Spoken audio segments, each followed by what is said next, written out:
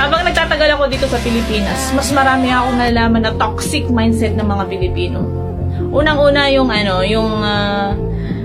matanda ka na, mag-asawa ka na. Para magkaroon ka ng anak, pagtanda mo, may mag-aalaga sa'yo. Hindi ako naniniwala na yung anak mo is aalagaan kapag tumanda. Ayaw kong mag-example, baka maraming masaktan eh. Bato-bato sa langit ang tamaan, huwag magalit.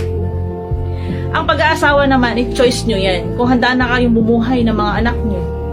Minsan kasi ang anak ginagawa nilang investment. Yung mag-anak ka ng marami, tapos sinasabi nila na, oh, pag nag-anak to, pag yumaman to, magbibigay sa akin ng pera. Kung kaya nyo nang buhayin o pag-aralin ang mga anak nyo, handa na kayong tumayo sa sarili yung mga paa. Pwede na kayong mag-asawa. Pero, kung mag-aasawa lang kayo dahil natatakot kayo sa edad nyo, o natatakot kayo dahil matanda na kayo, o baga,